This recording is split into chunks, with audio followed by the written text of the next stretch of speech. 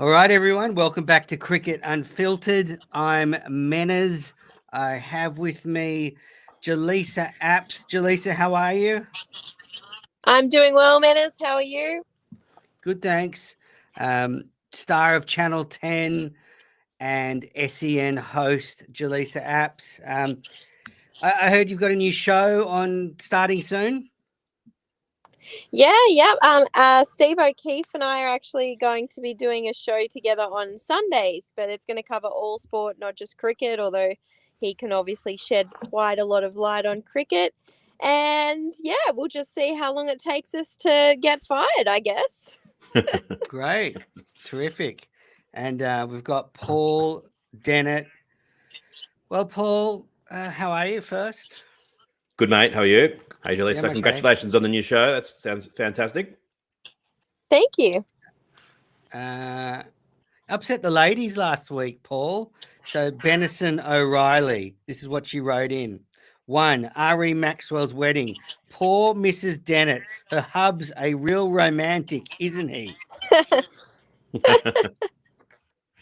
Well, as I said, it's their choice, of course. But if it was a life-changing career opportunity, then I would certainly want my partner to have that opportunity. But it's not my business; it's theirs.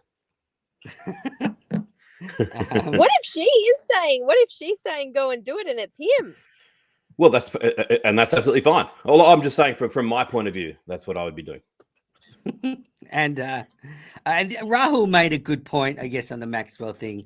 He didn't have as much sympathy for your wife, but he did have sympathy for the fact that Maxwell's been ignored for so long, and therefore should he just drop his wedding for a tour he might not go on?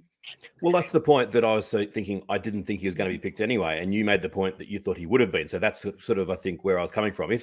I completely agree with that if he really wasn't going to be picked, it'd be pretty disappointing to say, yes, I'm available. I'm going to put my wedding on hold and then find out that he's not getting picked. So I was kind of saying that if they'd said to him, look, you're going to be going, then I would have gone. Otherwise, yeah, have the wedding for sure. Don't cancel the wedding on account of a few one-dayers, definitely. Have you run this by your wife, this scenario yet, Paul? I don't know if I have, but I think she'd agree with me. And it's not related to cricket. Like if I was getting married to someone and they had a massive opportunity in their career, I'd be saying let's postpone it. But that's just me in a hypothetical situation. They've thought about this situation and they can do whatever they please. And I wish them all the very best. And I hope that I get an invitation to the wedding. Same. So lots to talk about. We've got the news. We've got Can't Let It Go. But let's start with the highlights of the summer. The international summer's come to an end. It's all over. So I guess, Jelisa, do you have some highlights? In terms of just the general, I guess, just winning the Ashes and doing it so, I guess, proving us wrong, Manners. We thought that maybe we were all underestimating. Paul didn't, but you and I thought we were all underestimating England and maybe they would push us. And just to be able to win that at home was fantastic, and also to overcome a bit of adversity, which I feel like hasn't maybe been focused on enough, with the fact that we had Pat Cummins out with COVID, and there was a lot of was made about the adversity that England faced coming out here, but we had to overcome a lot of adversity as well. So that, and also I guess just before that, winning the World Cup. Well, pretty big highlights. Any lowlights, Jelisa? Anything that pissed you off? Yeah, just the handling of Justin Langer's situation. I just thought, again, that was Cricket Australia. Just every couple of years, they seem to have these huge, big blunders. And I think that one was just so poorly handled. Not that I think he should have stayed, but that they could have made that decision so much quicker. And it sort of took away, it really annoyed me that it took away from, not only was a really good summer for the men, but then in the middle of the women winning the Ashes, that wasn't getting any coverage at all. Not even by myself, at my own network. I have to put my hand up for that as well. We were covering it, but certainly not in the depth that we normally would, because there was all this Langer stuff happening. Yeah, it's a good point. Paul, what about you? Highlights and lowlights? Yeah, I'd agree with those highlights and lowlights. I think you're being kind to me, Jelisa. I think I was also thinking England would have a better chance than they showed. I'll add to that, I thought that probably the on-field most electrifying moment I felt like was the final session of the women's Ashes test. So many times over the years, there's been this, oh, will they go for the total or will they make a declaration? And 99% of the time, it never comes to anything. So to find England being given a target that was achievable and then actually realizing they were genuinely going for it, I just found it so entertaining that, there's plenty of comments you can make about the way it all unfolded, but it was captivating TV. I love the Australia Women's One Day where Australia were gone and ended up winning. Controversial circumstances at the end where they got a waist high full toss, but that was a marvelous game as well. The emergence of Cameron Green, his bowling and batting both took to new levels. Travis Head coming back was superb. Pat Cummins' captaincy. Menace is not going to like this, but I think it's good that we've got a new coach on board. I don't agree with the way that Cricket Australia handled it, but I think that a bit like Winston Churchill being replaced by Clement Attlee in England after the Second World War. Churchill got the job done in the war. Clement Attlee then brought in the NHS and did a lot of good things in peacetime. And I think that maybe Andrew McDonald will be a good peacetime leader. And Scott Boland, fantastic from nowhere, coming to become one of the cult heroes of the summer. Lowlights, I'm just so sad about the Will Pucovski situation. England were very, very disappointing. I think that even if they'd played to their best, they probably would have lost. But if they made a few smarter decisions, they might have made it a bit closer. The Big Bash was disappointing, as were the February white ball internationals. Plenty of excuses around those, but still, I think at their core, there's some serious changes or improvements that need to be made to both, especially with regards to the February internationals. And the fact that we didn't have a one day in the men's all summer at home, and no one noticed and no one cared, including me. I'm just wondering what the future of 50 over white ball cricket is for the men in outside of World Cups. It's a pity that it wasn't that long ago that they made the summer. Now they've had none and barely a whimper. I think it's the future of it is very grim, and we've spoken extensively on this podcast about why that is, and it's because they put it behind a paywall. They put it only on Foxtel, not free to air, which that's frustrating. Can I also just have one more highlight and lowlight wrapped into one?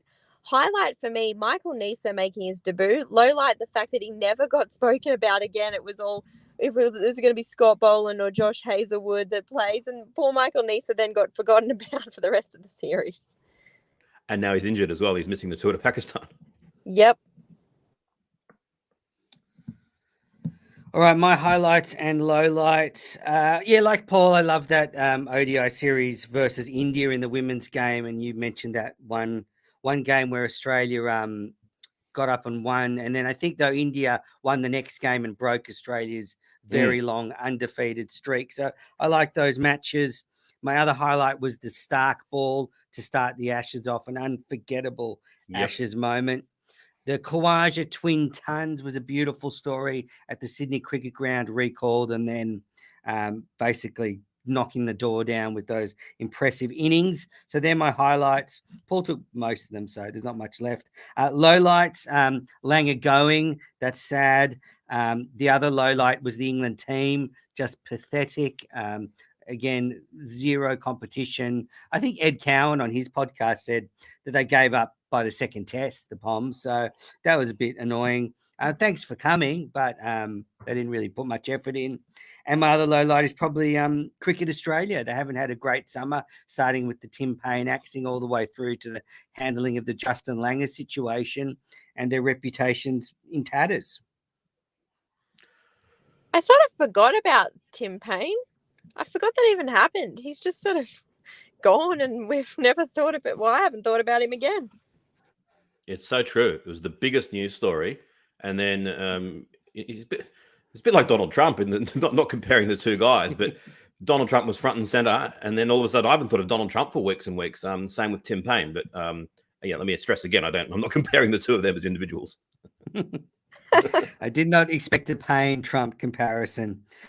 All right. Well, that was our highlights and lowlights of the international summer. The cricket season is basically over now in Australia, so I'll be looking forward to next summer.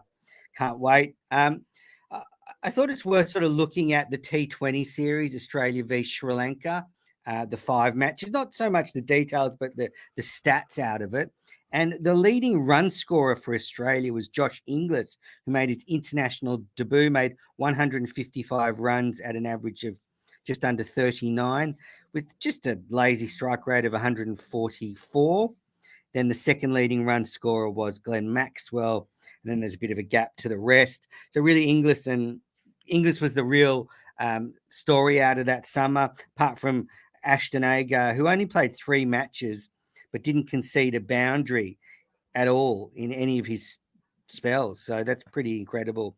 In 12 overs in T20 cricket, not to concede a boundary. Now, I did ask George Bailey yesterday about Inglis. Let's have a watch or listen.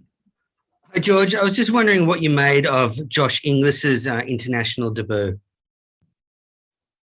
I loved it. Very excited and had been excited to see it for some time. So I guess the highlights for me were how quickly he settled into playing his own game on the back of seeing some similar traits from some of the players that debuted in the Test series over the summer. I think that speaks volumes for a group when a player can come in and feel comfortable to express themselves and feel comfortable enough to play the array of shots that he's got. In many ways, it sort of felt like we ended up having the flexibility of 2 Glenn Maxwells through the middle. I love the fact that he was able to adapt the role at different times, obviously batting at 3 and then slipping down to 5 at a couple of opportunities as well. So that showed a good ability to adapt, which is a great skill set at that level as well. So, yeah, really pleased for him. Thank you. That's a good wrap. High praise there from George Bailey. Congratulations to you, Menners. You've been really bullish on Josh Inglis for a while now, and I've always kind of been dragged along with you, but now I've realised just how right you were, and he's right up there amongst the first I'd pick for the tournament now. And I was particularly impressed with the way that he played in that 4th game, where Sri Lanka didn't get many, but they had Australia wobbling slightly, and it's kind of to the point that Bailey made then, that it was like we had 2 Maxwells out there. It was Maxwell and Inglis, and they just took the game away with consummate ease from Sri Lanka. Australia wobbling 1 minute, strolling to victory the next. So, yeah, he is one of the very first players picked for the next World Cup, in my opinion. Agree. I thought it was interesting in the Big Bash that he probably didn't have as good a Big Bash series as he has in the past and probably would have liked. And at that point, I thought, maybe he isn't as good as we've all been thinking. But yeah, he's certainly one of the stars of the future. And it also, I think, illustrates to me how much we can't take the Big Bash for good form or bad form. It's just such a erratic tournament that sometimes we've been lured into people in the past that we've thought are going to be really good. I think Dan Christian, perhaps his Big Bash form has been far better than his. No slandering of Dan Christian while Paul's here, Jelisa. Come on now. Take that back, or I'm going to call Stephen O'Keefe and tell him what you said about his teammate. And you Hey, listen, I have no problem with Dan Christian, but if you're going to say that he translated the form that he had in the Big Bash into Australian form, he hasn't. You'll notice I didn't jump into defend. I'm still a big fan of Christian, but I kind of, Menners, I'm no longer as rabid as I was. So I kind of accept Jelisa's point. I mean, I think it was unlucky that he got his opportunity in that sort of second incarnation of his international career in conditions that never really suited him. If the world had been different and had been our Big Bash, our World Cup that was postponed, if it had been last year and if he'd been able to play lots of games in Australia after his good Big Bash last year, he may have done better. He wasn't really suited in the West Indies, Bangladesh, and then. But yeah, I mean, you can only stretch that excuse so far. He didn't play all that well subsequent. They had a reasonable Big Bash this year, more so with the ball than with the bat. I'm still a fine player, and I still really like him. But the other one that's interesting is Ashton Agar. The way it stands, he had an economy rate of 3.91 in this series, and the bizarre spectacle of him opening the batting because they're trying to find a way to squeeze him into the side. And I think the obvious way is to say, it's okay if they ultimately make the decision that it's 2 quicks and 2 spinners that go into the side, and you have Agar and Zampa playing, and then Hazelwood and Cummins, And if it turns out that there's a bit of seam up needed, then Stoinis and Mitchell Marsh can do that. And you certainly still have someone like Stark in the squad and Kane Richardson in the squad. But maybe that's the 2-2 is the best approach in Australian conditions. I'm not so sure about that one. I'll tell you what I did not like was Ashton Agar opening the batting in a couple of games. I thought that was very perplexing and just bad for the series. If you turn on and you see Agar opening the batting, it sort of feels like a Big Bash game. So I thought that was probably a misstep. They did say that was to give him time in the middle because he hasn't had many innings for Australia recently, but still, I mean, surely there's better options. Just on your point, Jelisa, about the Big Bash, I don't think Inglis is a good example, but I think Ben McDermott is. He came up, he made a 50 in the first game, but then actually I think he looked out of his depth for the rest of the series. And look, Sri Lanka's a good side, but they're probably not in the top few international T20 sides. And I think McDermott displayed the gap between the Big Bash and international cricket there. We're always really hard on these guys that are coming in. I think we always analyze their form so strictly, but then we don't, like, I would still take Ben McDermott over Aaron Finch any day of the week. Yeah, I'm not so sure about that. I'd probably not have either of them in my side at the moment. And again, open with Inglis. Well, yeah, I think that's the side that I had the other week. I'd opening up with Inglis, and I think that stands to reason. It was interesting how they said that they're opening with Agar, and there was some parallels with what McDonald and Finch did at the Renegades with opening with Sunil Narayan, and that he came off because he was a six hitter and he could come out. Look, if I'd be happy for them to open with Stark and just say, come out and hit some sixes. But Agar, he's a good player, but he's got some beautiful flowing shots, but he's not sort of the guy that you think of that's going to hit six after six. The other explanation given was that they thought it would lengthen the batting order. And I found that a bit like that story of the guy that tried to build the tower to the moon and he was one rung short, so he just went to the bottom and pulled the bottom step up and put that on top. It doesn't really work that way. It is what it is. But if they're just doing it to give him a hit, then actually I'm fine with that. Like, that's what these sorts of series are for. But I would like to see him in the side, in the calculations for the side, but coming in at number 9. Yeah, I wonder if this is the taste of this superb coaching we're going to see from Andrew McDonald in the future. Menez, that's beneath you, mate. Come on, you've got to. Langer's gone. He had a good run. I'm going to hold this grudge. Don't be bitter. Well, I mean, in his first year, anyway, whatever. I'm not going to continue. You said you enjoyed the Sri Lankan series, Paul. No one else did. Why? Well, I'm the only one in Australia who watched it, so that's one of the reasons that I barely watched it. I watched pretty much every ball, except for the final game where I was out, and they tricked me. For some reason, they put the game on 2 hours early. I mean, obviously they didn't trick me. I just hadn't checked, but I expected it to be a night game, and then found out it wasn't. I just found it entertaining because aside from the fact that the crowds were poor, the games didn't mean anything, and Sri Lanka got thrashed. There's 3 pretty big ifs. Sri Lanka have a fair few exciting players, and I think that if they could get all of them on the park, they could actually cause an upset or two in this upcoming World Cup. I think they're a better side than they perform with COVID and injuries and dropped catches and whatever else. And it was just some entertaining cricket. And I think ultimately still international T20 cricket is a fantastic spectacle. It's just a pity when so much of it, all of it, except for World Cup games, just does not matter. And I know it's pie in the sky, but I would love it. I mean, I've heard Ramiz Raja talking about, now that he's in charge of Pakistan cricket, trying to get a regular series each year of England, Pakistan, Australia, and India in T20 cricket. And everyone says, oh, well, that's just a greedy sort of thing. But I'd love that. I'd love some sort of thing equivalent to the Six Nations in rugby union, where the World Cup is the big thing. But for those Northern Hemisphere nations, they really care and they really pack out Six Nations games because it means something. If we could have something like that in February, where Australia, South Africa, New Zealand, and a regular guest or something like that, with some T20 games across the different countries, and there's a little bit of a pool and a final and everything else like that, that I'd find interesting and give the game some meaning. But these bilateral series, they're just killing the brand. Yeah, I fully agree with you, Paul. I think that would be really good to have. And also just when you do things like that, just to also have the patience that, okay, it might not mean something initially, like, even the Test Championship, everyone was sort of like, didn't even know it was happening. But over the next few years, or the few series of that, where you do start to build rivalries and things, it just needs probably a little bit of patience. But I would love to see that.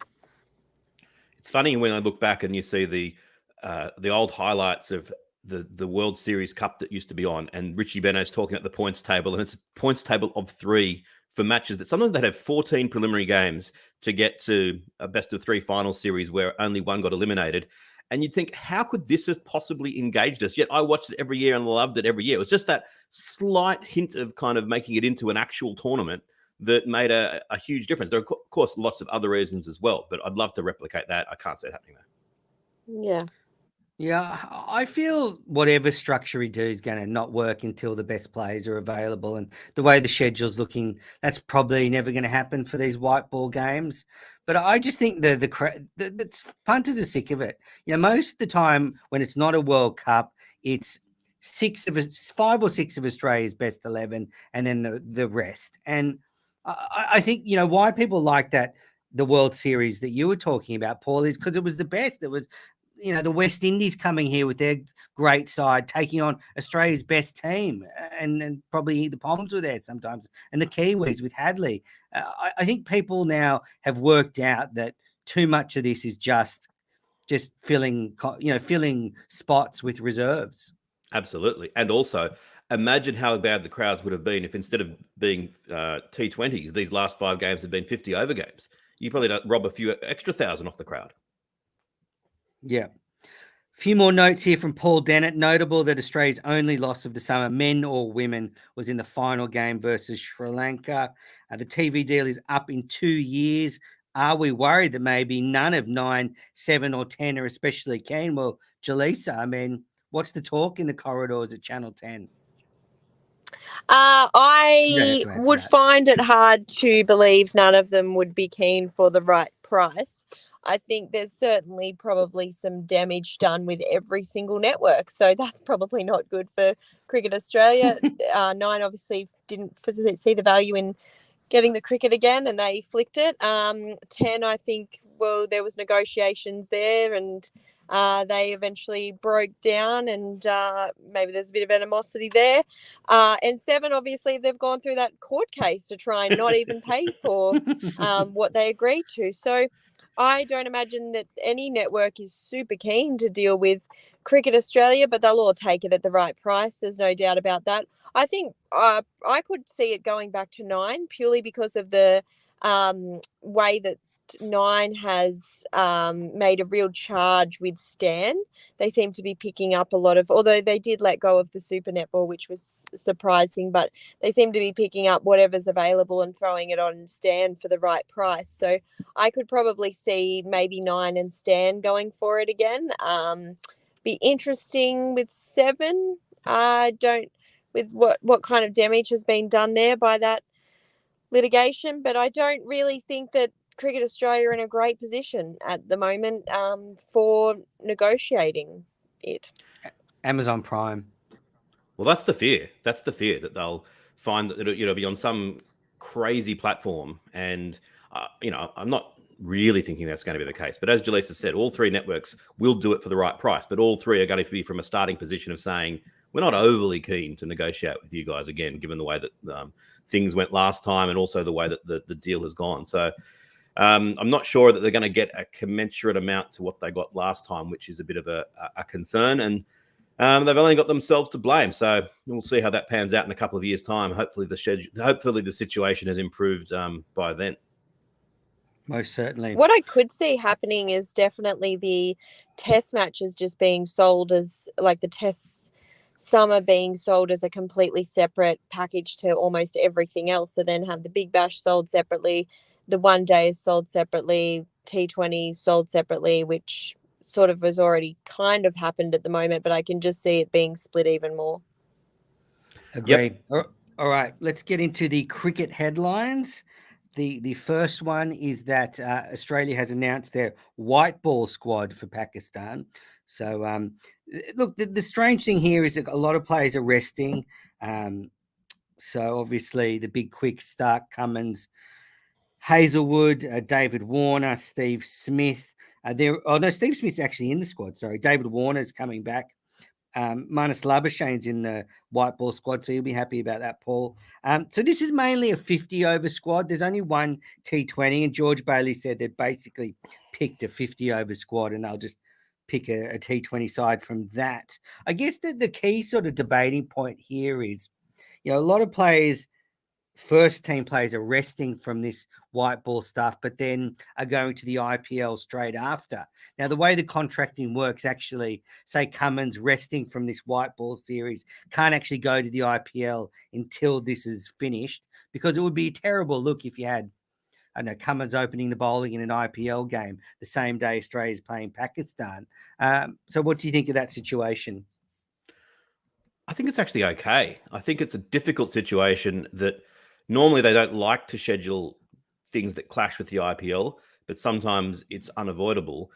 It could have been really ugly. That it could have been a situation where they said, "Oh, all right, well, look, we've got to let you guys go, and off you go and play in the IPL." That's what England has done sometimes, and that would have been really, really disappointing for everyone who values international cricket, and also for the Pakistan fans. I looked at a lot of Pakistan fans on Twitter, and they're kind of the attitude, okay, well, if these guys have chosen to sit out the games, that's fine. But the fact that they can't play the IPL until that tour is over, that gives us some sort of peace.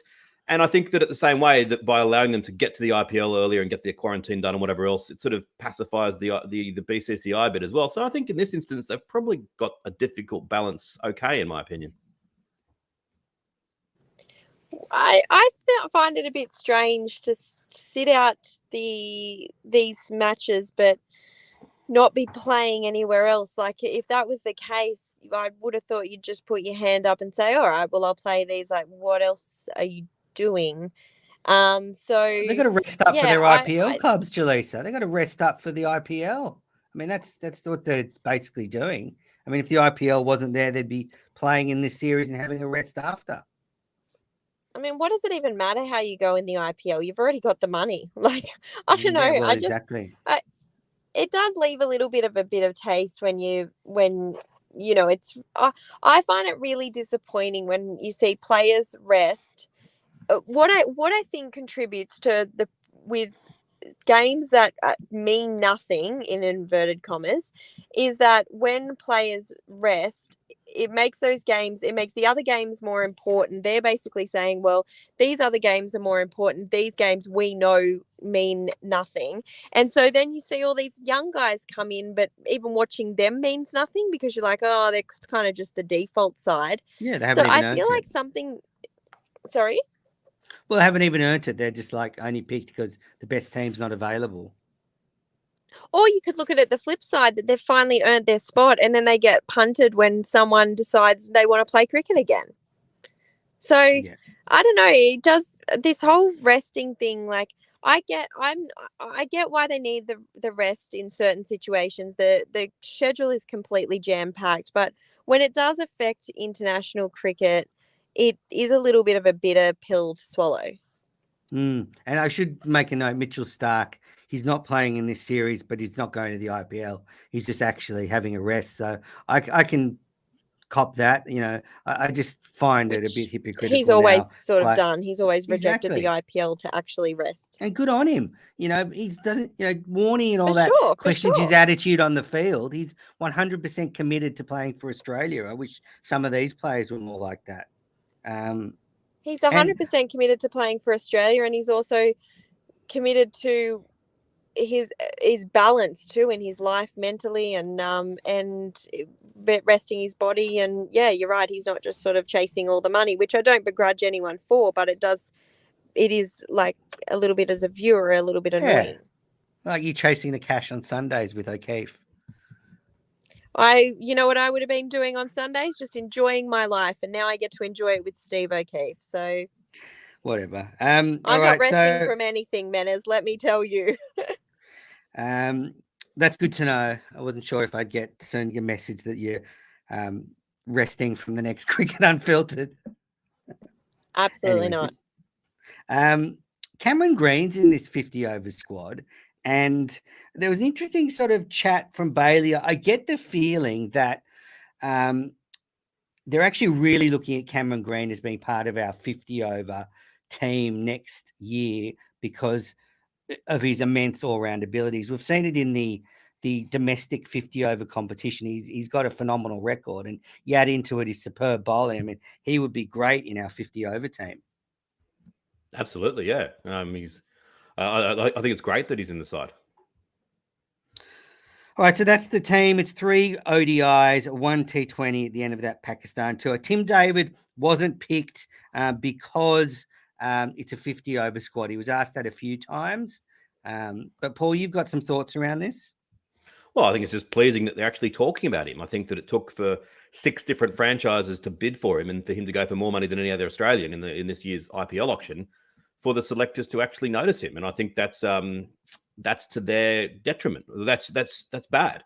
That his record is the best of any Australian in T20 cricket. He has a strike rate higher than anyone and a very, very good average. So he is probably the first batter I would pick for the next World Cup. So I think I'm fine that he's not in this 50-over squad, although I probably would have picked him. But I'd rather him get a chance in the IPL. So I think it's great that he's now on the horizon, and it's taken the auction to put him there. All right, this is a Paul Dennett message alert. So Apex Stars, good evening from Texas. Regularly watch the channel, both live and recorded. Oh, that's going to tickle Paul Dennett in all the right places. A Texan fan watching. Fantastic. Really, really happy. Good. Great. What time is it there? It's last night. It's Tuesday night. I'm actually hoping to go to Texas this year. So fingers crossed. There's a podcast conference in Dallas that I might be going to. All right, next headline. James it's 9:04 p.m. Jelisa. James Faulkner has made all the wrong headlines in the last week. He sent out some tweets saying he was leaving the Pakistan Super League due to a pay dispute. And then, it sort of got ugly there. The Pakistan Cricket Board released their version of events. I mean, Paul, how you start this off? I'm a bit lost. Well, it's just really sad, I think, because I actually haven't checked his Twitter because since he sent that statement, has he actually made any official statement? No, you keep talking and I'll have a look. Okay, because as it stands, basically, it seems as though the Pakistan Cricket Board version of events seems like it hasn't been really contested. And that is, they did pay him his money just to an account in England. He then kind of went back and said, oh, actually, I'd rather it in my Aussie account. They said, we'll try to switch it across. Oh, they won't let us reverse it. So, you'll have to get it out of your England account. And he said, no, I want a sort of a duplicate payment into my Australian account. That's what caused the issue. He's then thrown a bat and a helmet into the chandelier and stormed out of the league. And it just doesn't look great for him if that's how it is. Now, I'd be interested if he comes back and puts a different perspective on things. But they've banned him for life. I've read articles saying not many leagues around the world would be all that keen on getting him at the moment. And it's just sad that he had the World Cup final player of the match. I was keen for him to get in the test side. And I saw an article the other day where it had his final first-class figures as they finished up. And he had a batting average of 30-odd and a bowling average in the sort of mid, almost low 20s. Like, that's fantastic figures. If it wasn't for his dodgy knee, then maybe he could have had some sort of a career at test level, because it was at the time when, as always, we were crying out for an all-rounder, and with those sorts of figures, it would have been great. So it's been a difficult couple of years for him, and I just wish him all the best, and hopefully some other league does pick him up and he gets to keep on playing. Apex Stars has written in, we need to meet up, Menners. I'm in Dallas. And he's asked emails or other ways to connect offline. Follow me on Twitter at @Menners. Love to hear from you. Menners' phone number is 04. Okay, Jelisa, I'll give out your phone number, and I reckon you'll get more calls. So with the Faulkner thing, I mean, I respect his ability to burn bridges wherever he goes, but he certainly has a history of it. He did a fiery interview on Australian radio just before the summer, savaging his treatment by the Hobart Hurricane. So he's a fiery character, but yeah, this is done. It just hasn't done wonders for his reputation. And it's obviously going to affect his livelihood, because you'd be, I don't know, reticent to sign him up if you're a league. But yeah, I mean, look, he's not the first T20 cricketer that's complained about not being paid. There is actually a problem that some leagues are not great payers.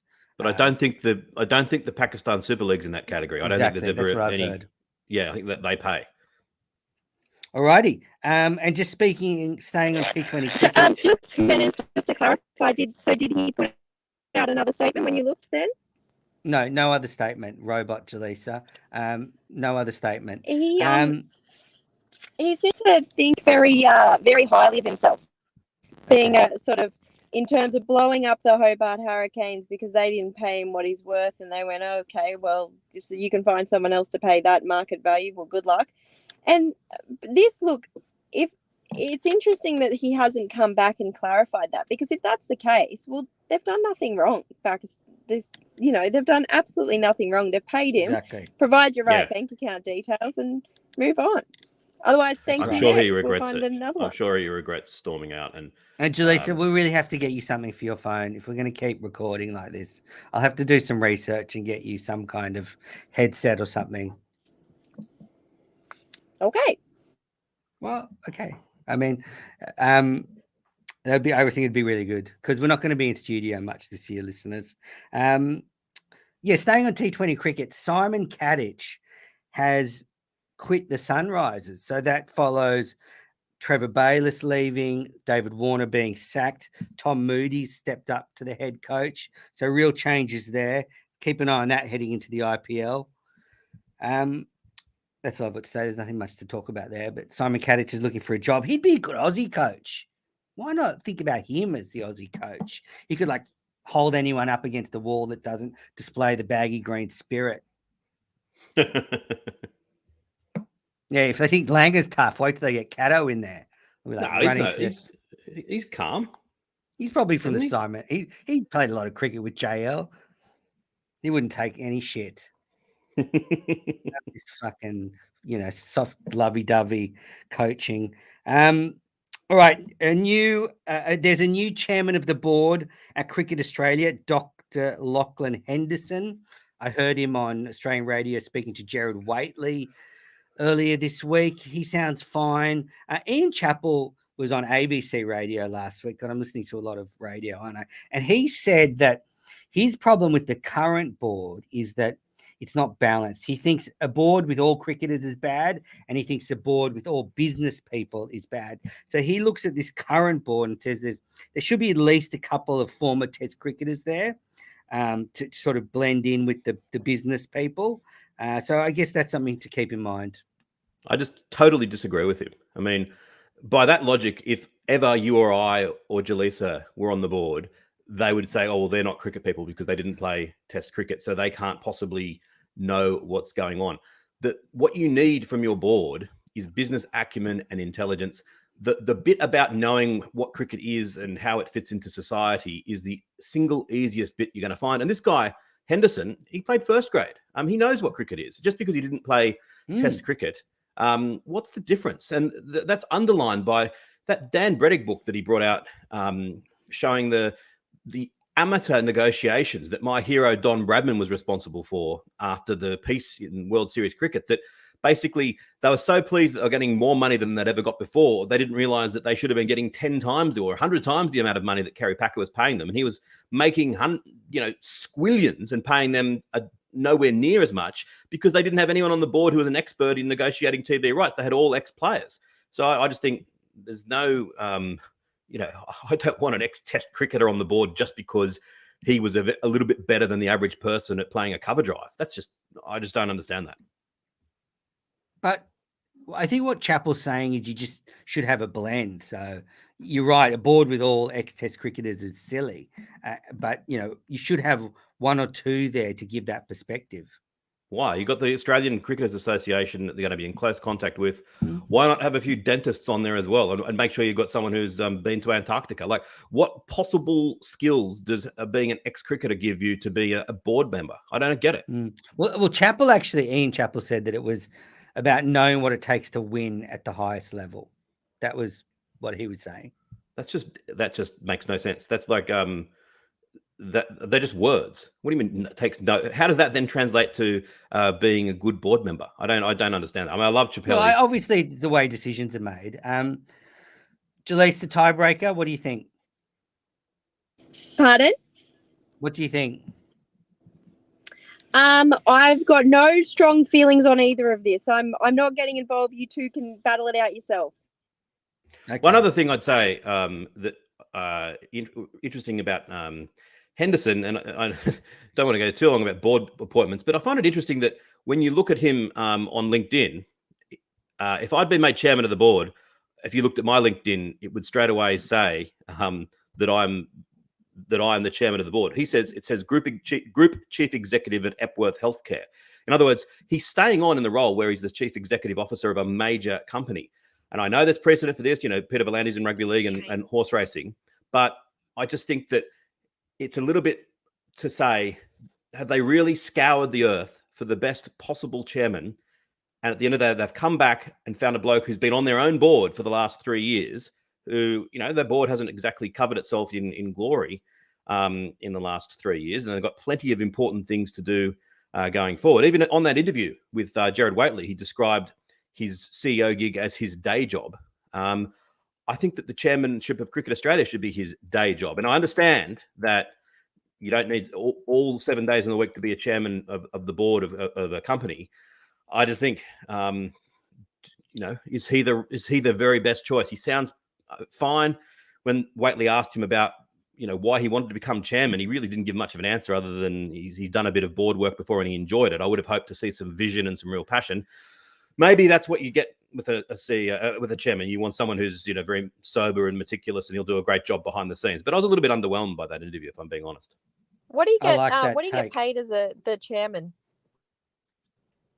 Don't know, but can you find out for us, Jelisa? Well, because I think that's very determinative on whether it should be considered as a full-time job or not. Because I think Eddings was getting $300K a year, somewhere around there. I'm not saying it should be a full-time job. It probably should be a pretty large part of what you consider a day job then, isn't it? Yeah. What I'm saying is that it seems that there's a precedent for people to sit on different boards, and I could be the chairman of this company, on the board of that, and chairman of this, but not so much to also be the CEO of a major healthcare company. That you'd have to think that job would be 24/7, and to then also be the chairman of Cricket Australia. I just think, gosh, that's a big amount to be taking on.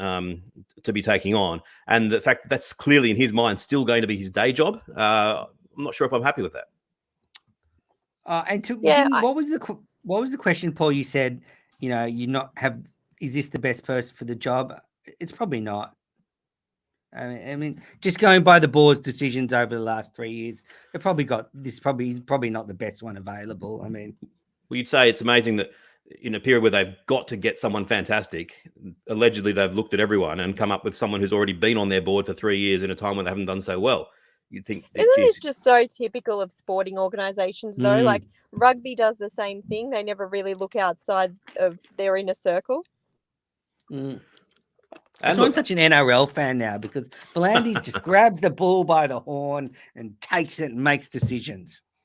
It's true. And then he has, because he is, part of racing as well, he has then, when they haven't needed it, he's stepped back, and we haven't heard from him for months because we haven't needed to. But it is true, you can do both, but you have to be very committed to both. Beauty. And hopefully he'll prove that. Hopefully Henderson will prove that, and we'll do a great job, and we can never again have to talk about board members, because I know that most listeners fall asleep as soon as it's as soon as the subject is raised. I'm on the verge of sleep. All right, well, let's get into viewer mail and reviews. A lot to get through. And we'll go with the live comments. If you are watching live, stick them on YouTube comments. Ray, what's up, Menners? I'm doing pretty good, Ray. Thanks. A bit flat today, but what can you do? Okay, Apex Stars again. With the end of the summer season down under, what's the programming plan on the channel for the next 6 months? There's got no sport now. They've got nothing. Channel 9. Yep. Channel 7 and 9 will just be waiting for next cricket season. No, unfortunately, Apex Stars in Australia. It's rugby league in Sydney and Australian rules football in Melbourne. And they I are think the he's two. talking about this channel. I think he's talking about us. Oh, sorry. It's our I saw. Yeah, sorry. Sorry, Apex Stars. I'm a goose. But Apex Stars, we're happy to run you through NRL and AFL at another time. What's the plan for this channel? Well, basically, we're going to record live on YouTube every week, like this. and we're going to be covering all the cricket. I mean, Australia's going to be playing, then there's the IPL, then Australia's playing again. So lots to talk about. Never stops. And the I'm World looking Cup. forward to this Pakistan series so much that if we could get sponsored to go over there, we'd be straight over. And in the Women's World Cup, yes, definitely. We might do some live ones after some of those test matches as well, if Paul and I are still awake. Yeah. Sorry, Jelisa, what were you going to say? Oh, I was just reminding us that we also have the World Cup coming up this year. Absolutely. You and Sock will be able to talk about that heaps on Sundays. All right, now viewer mail. Okay, so we've got now I've got 2 reviews here. So this first one I read out a few weeks ago. It was from Dave, and it was January 15th, and it read, Jesus H. Christ, a beautiful, natural, fresh, unfiltered blend of interesting cricket stuff. And it goes on, but 5 stars, loved it.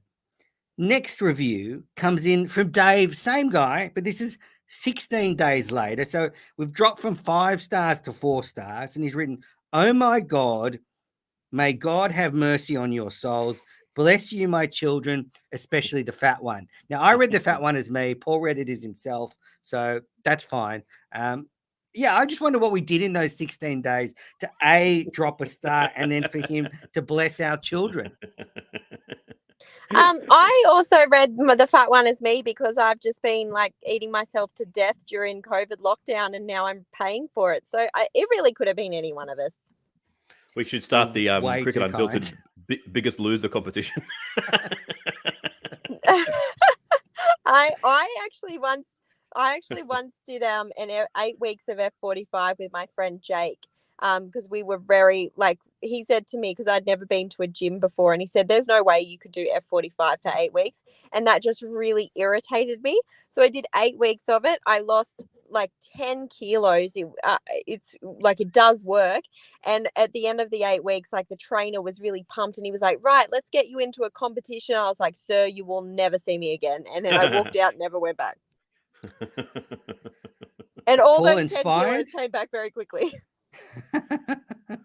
I'm inspired. The only problem is I've got a Bucks night this weekend. It's a Bucks weekend.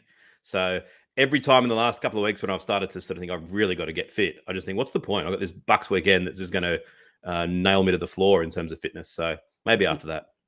What's the point? You still die. That's true. God. That is true. Wow. All right, Robert Fairhead. If there's a T20 international in the forest and no one attends or watches it on TV, does the game and result count? Robert, I was sitting in one of the trees and I was watching it, so it does count, but I was the only one. I think that was Paul a philosophical will always question. find that forest. All right, we've got some questions on our last YouTube video. Jose from Down Under. No video, would have been better with video. Thanks, Jose. We know that. Ruban Loganathan, and I've just butchered that pronunciation. But what are your thoughts on the news that the BBL will expand to more teams in the future? Isn't this a good idea, as it will lead to increased participation of more local players and better foreign players?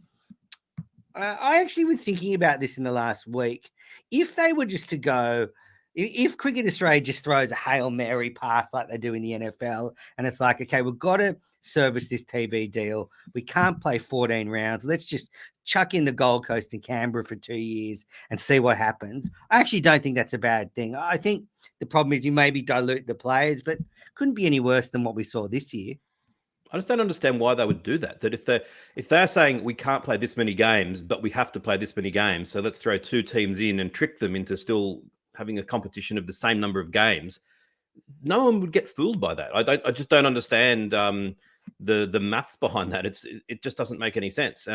If they think that 2 new teams should be brought in because that's the way the competition should go, then bring them in. But I don't think they should. But don't bring them in because you're trying to trick the team. We said this in the other podcast. No, but it's like every game is worth $1 million. So, like, you know, it's like if they were to cut the competition, they're giving back that, say, $16 million. I get that, but I'm saying if they say, yes, guess what? We're going back from a 14-round competition to a 12-round competition, a 10-round competition, but you're not going to lose out on any games because we're having an extra few teams, and so we're going to have the same number of games. That doesn't. The people who are saying the competition is too long aren't going to be assuaged by that. They're going to say, "Well, you're just doing it in a different way." You know, It does why not solve have a few problems though? Doesn't solve I don't any. think it solves Why any not have problems. Why not have 160 teams and every team just plays once and you have 80 games? That'd be fantastic.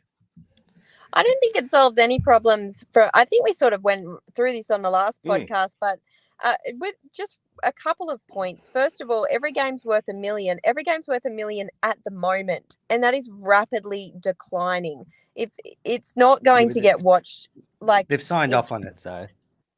But I mean, in terms of the deals in the next few years, and the deals in the next decade, and the deals in the next 20 years, it's a very short-term view to go, well, that's worth $1 million now, so it will always be worth that, and we keep going. No, I don't subscribe to that, because I think if you're going to start devaluing the competition, you do have to look 20 years ahead. The second thing is I find it a little bit of a bizarre sort of point that people make by expanding the competition. You can suddenly going to get all these international players. Well, you're not getting them now, so how are you possibly going to get them by expanding the competition? I don't agree. Look, I would love Canberra to have a team. Maybe we need to fold one of the Melbourne teams or something and put a Canberra team in, because I think Canberra would really, they always get support behind their sporting teams. But I don't think now is the right time to expand. It seems to be whenever any sporting league starts to fail, the solution is expansion, and I don't think it's a good one. I think what they should do is say, we've got these 2 years, we have to deliver the same number of games each year. Let's just make sure that from January 7, when the Sydney Test match is over, all the Australian players are available. We'll throw up in the checkbook to get some good players from overseas as well. And let's really give it a chance to succeed or fail on its own terms as an 8-team, 7-match home and 7-match away competition. And I think if COVID recedes, and if they can do that next year, plus the fact that the test matches won't cannibalize them because the schedule won't have to be right on top of each other as it was this year, I still think there's every chance that the Big Bash could bounce back next season and have a really good season. Probably won't ever be as high as it was 4 or 5 years ago, because that might have been an artificial peak. But it'll settle down to a level not too far below that. And I think that next season there's every chance of doing that. And after 2 years of that, if that fails, then the next TV deal, maybe they do need to bite the bullet and reduce the number of games.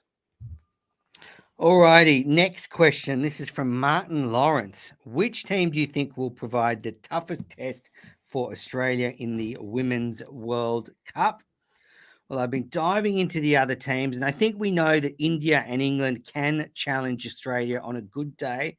But I actually have my Smoky as the home side.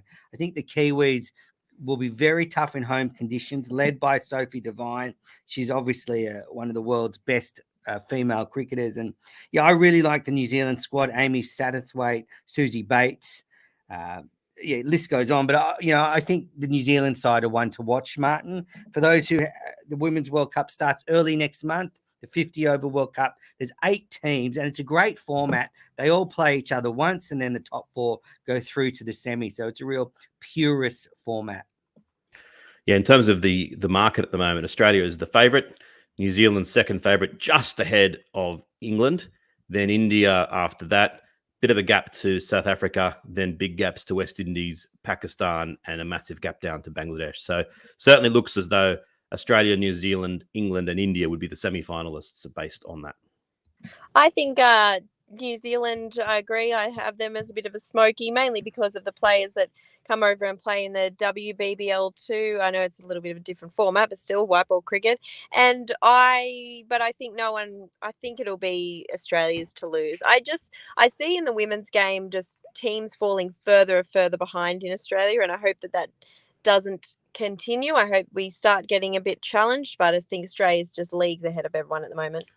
India did show a bit this year that where they let themselves down was sort of not as good in the field, and that really makes a big difference. But at times they were giving it up to Australia. So I think that India at 4th favourites might have a reasonably decent chance of causing a couple of upsets. But yeah, obviously you'd always back Australia.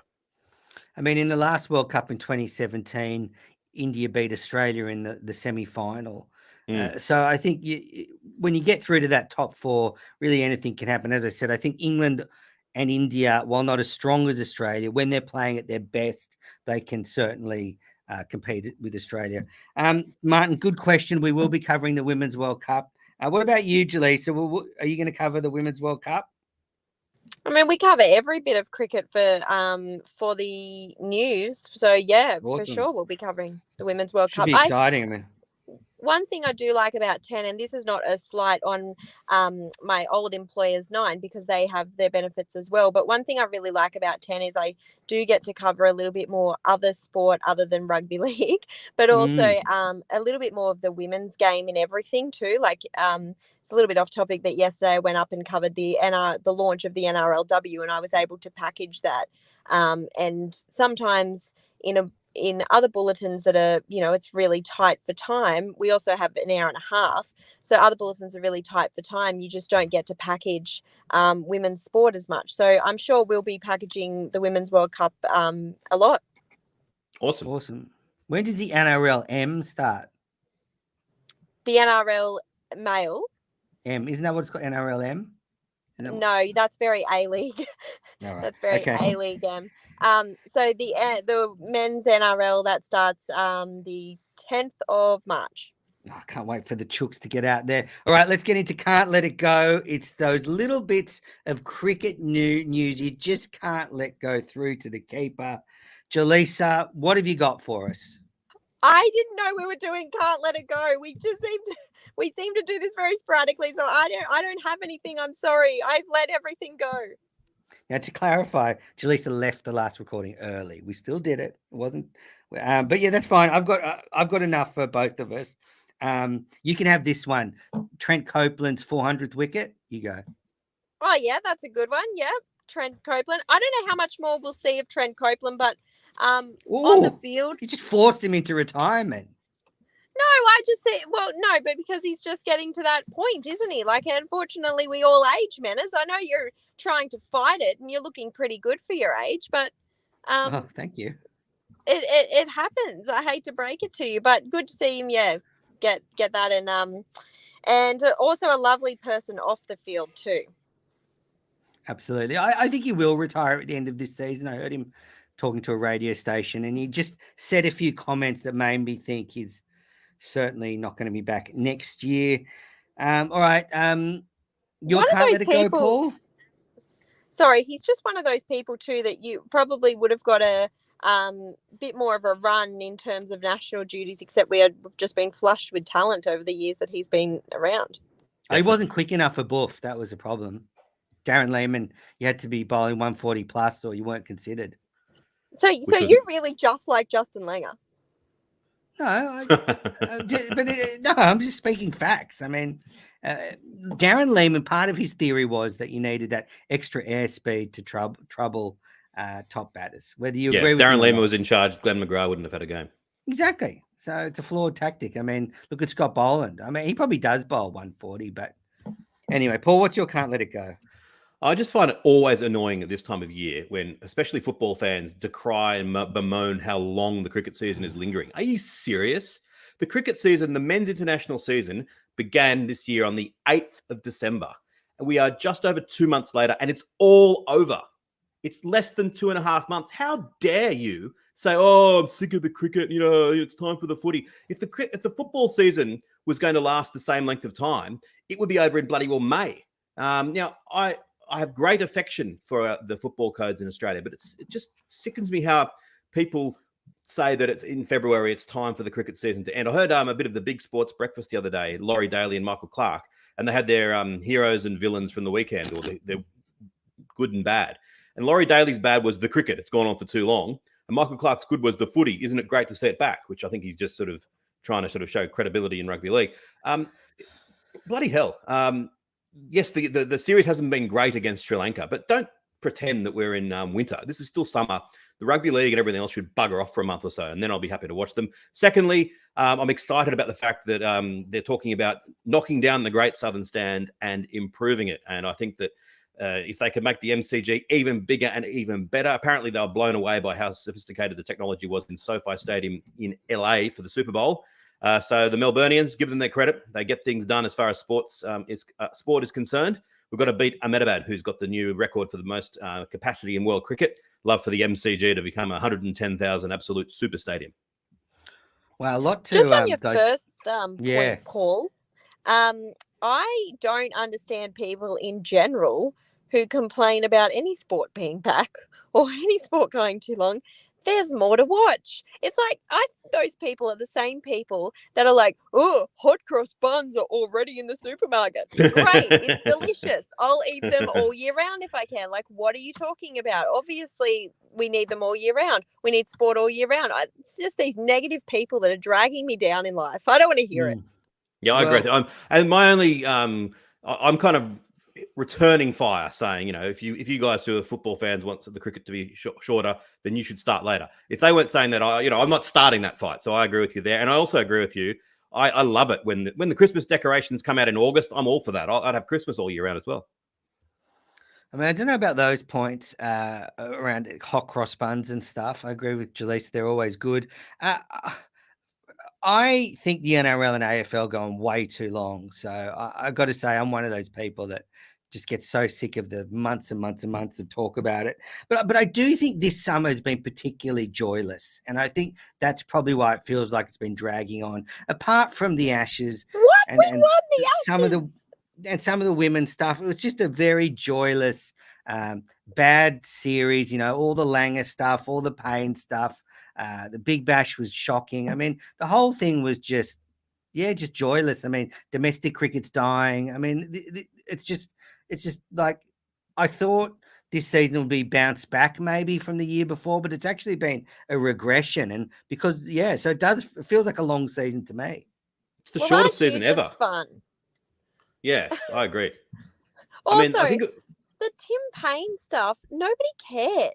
Like, that literally lasted a week, and we all It's so fucking heartless, Jelisa. Nobody cared. I'm sorry, nobody cared. He was probably in the side. If we all want to sit there and be really honest with ourselves, he was just probably in the side for that long because he was the captain. Like, we all just want to have a good, honest discussion with ourselves. We don't care. Like, all the best to him, and if he makes his way back in the side, that's great. Good for him. I think that was pretty poorly handled by Cricket Australia as well. But I don't know that really dampened the summer. I don't think anyone thought about Tim Payne once. Yeah, I think this is the worst. Either. Yeah. I think it's the worst summer since 10-11. In terms of what? I think it was a pretty good summer. Just quality of cricket, fun. I just think it was just one disaster from the next. I don't think that at all. Are you just having bad vibes? I think it did well in very trying circumstances with the pandemic.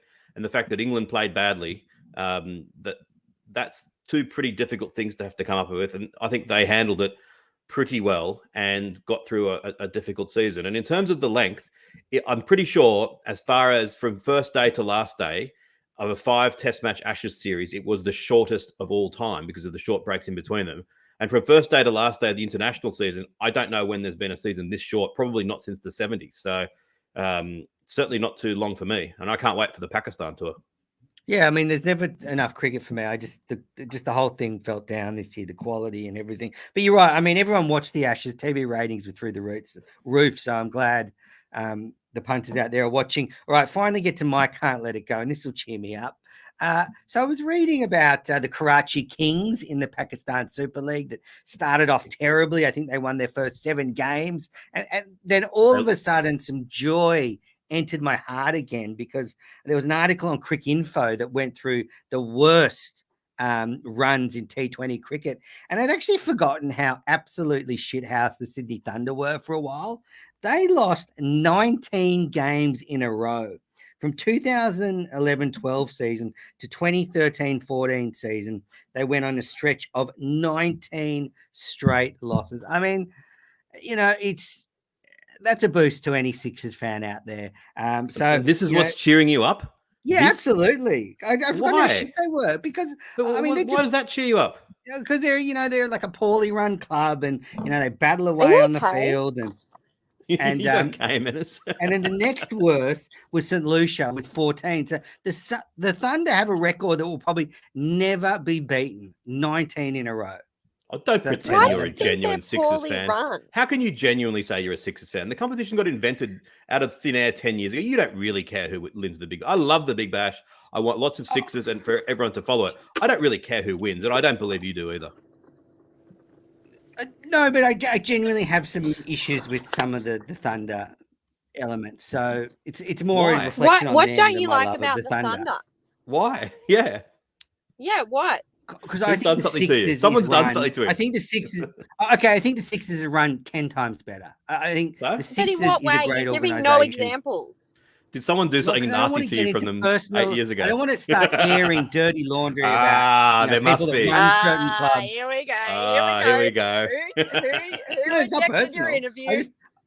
No, not at all. I just don't want to get sued for defamation. But I would say there's elements of the Thunder management Well, don't that worry. shouldn't be in that Truth is a position. defense. Truth is a defense to defamation, so you shouldn't be worried, Manners. I'm not worried, but I don't want Hello to to everyone. naming the If this is ever played illustrators out that in like court, to be hello to fired. everyone in court. Hi. It would be funny if this audio was played in court, though. At some I'm going to do a point. duck noise now. Quack, quack, just to make everyone in the courtroom laugh. All righty, well, that's it for this edition of Cricket Unfiltered. Jelisa, any Hi, parting future words? Jelisa. Any farewell for the audience? Well. What did you say? Anything farewell to the audience before we go? No, just go well. If you haven't had COVID yet, try not to get it. Awesome. Well, everyone, thanks for listening. Paul, any last words for our audience? No, I agree with Jelisa. Have a good time. See ya.